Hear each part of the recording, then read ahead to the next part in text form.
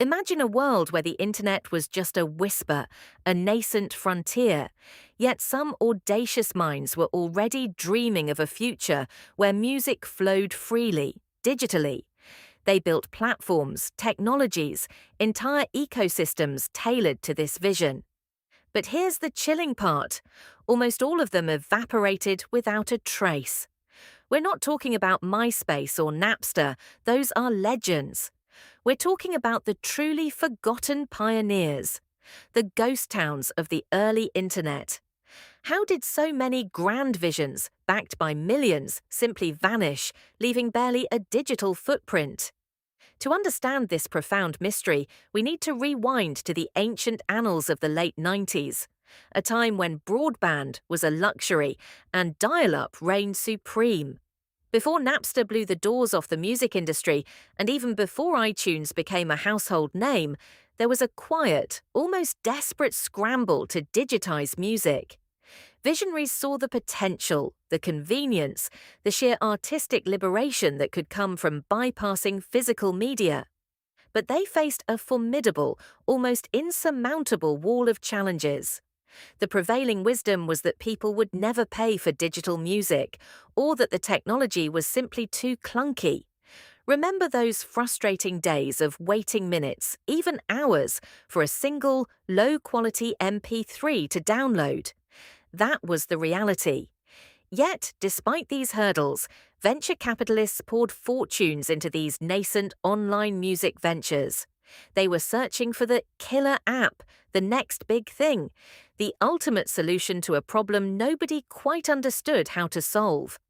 The record labels, meanwhile, were a hydra-headed beast of fear and greed, alternately suing, investing, and then suing again, creating an incredibly hostile environment for innovation. They saw their control slipping, their empires built on plastic disks and distribution networks threatened by invisible data packets.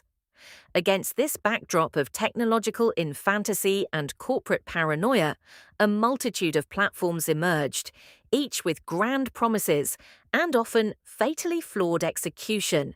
They were the brave, sometimes reckless explorers of an uncharted digital ocean, and many of them, tragically, sailed straight into oblivion.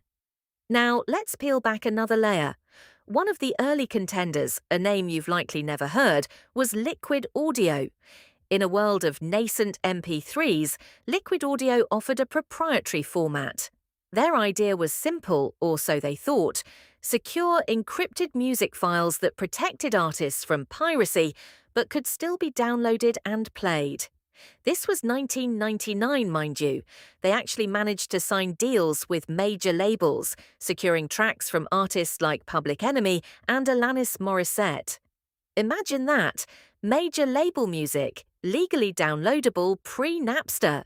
It sounds like a formula for success, right? But the problems were manifold and merciless. Their proprietary format required special software, a significant barrier for early internet users.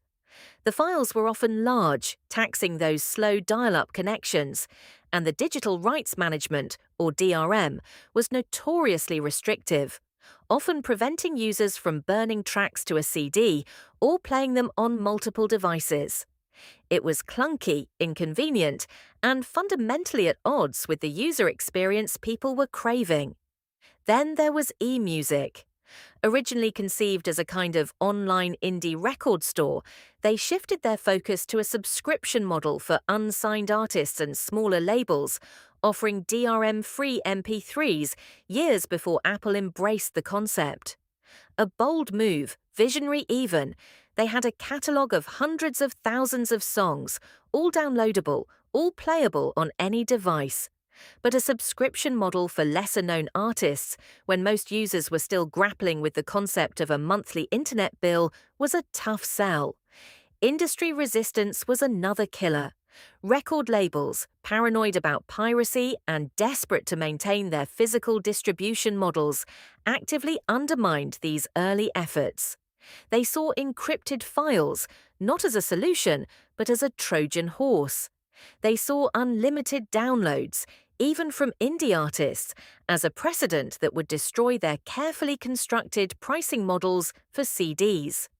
These platforms, often well-funded, technically innovative, and conceptually groundbreaking, were caught in a brutal tug-of-war between nascent technology, consumer inertia, and a hugely powerful, deeply conservative industry. They were trying to build the future, but the future wasn't quite ready for them, and certainly the gatekeepers of the present were actively fighting against it. But things took an even darker, more complex turn when we consider the sheer hubris involved. Many of these startups believed they could dictate user behavior through technology. They built digital walled gardens, completely oblivious to the burgeoning Wild West of peer-to-peer file sharing that was simmering just beneath the surface.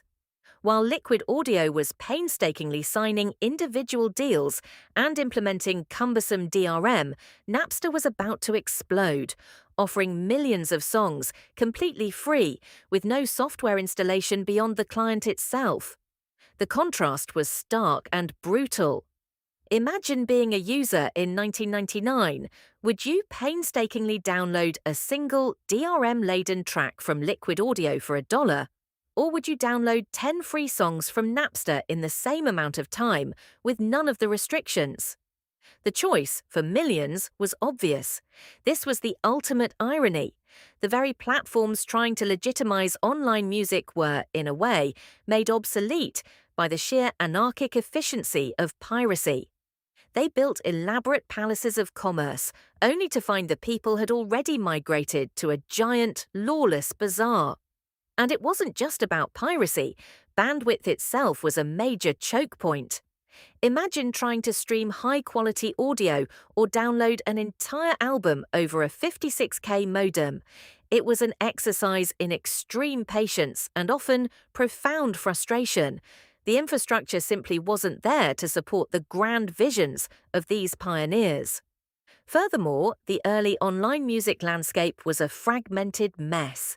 Each platform had its own software, its own catalog, its own DRM. There was no universal standard, no seamless experience. It was like buying a different brand of CD player for every single album you owned. This friction, this sheer inconvenience for the end user, was a death knell. Early adopters are often willing to tolerate some inconvenience, but mass adoption demands simplicity. And simplicity was the one thing these early, proprietary platforms critically lacked. They were ahead of their time, yes, but crucially, they were also out of sync with user desires and technological realities. They poured millions into building isolated islands of digital music, while the real revolution was happening on the open seas of the internet, often illegally. What they discovered next, or rather what the market discovered, changed everything. The failures of Liquid Audio, eMusic's early stumbles, and countless other forgotten platforms weren't just commercial missteps, they were crucial, expensive lessons. These pioneers, despite their ultimate demise, inadvertently laid the groundwork for everything that came after. Their struggles with DRM highlighted its futility against determined users. Their efforts to license music demonstrated the complex web of rights that needed untangling. Their very existence proved that a digital music market was not just a pipe dream, but an inevitable future. The record labels, initially resistant, slowly began to understand that adaptation was the only path to survival. The legal battles with Napster, while devastating to the company, also forced a reckoning within the industry. It was clear that people wanted digital music, easily accessible and preferably affordable. The stage was set for a new kind of platform, one that learned from the mistakes of its predecessors. Apple, with its unparalleled user experience and its ability to negotiate with a shell-shocked industry, later stepped into this void, offering a simple, elegant solution, the iTunes Music Store. They solved the problems of convenience, affordability, and legal access, creating a legitimate, user-friendly ecosystem that the earlier players could only dream of. The fragmented user experience, the clunky DRM, the slow downloads, all were addressed. To this day, we may never fully know the individual stories of every startup that tried and failed in those Wild West days of online music. Their websites are gone, their technologies defunct, their corporate records often buried. But their ghostly presence lingers, a testament to the brutal, unforgiving nature of technological innovation and the often painful process of pioneering a new digital frontier. If you want more untold stories of ambitious failures that shaped our digital world, the next video explores the early days of personal virtual reality headsets and why they too vanished without a trace.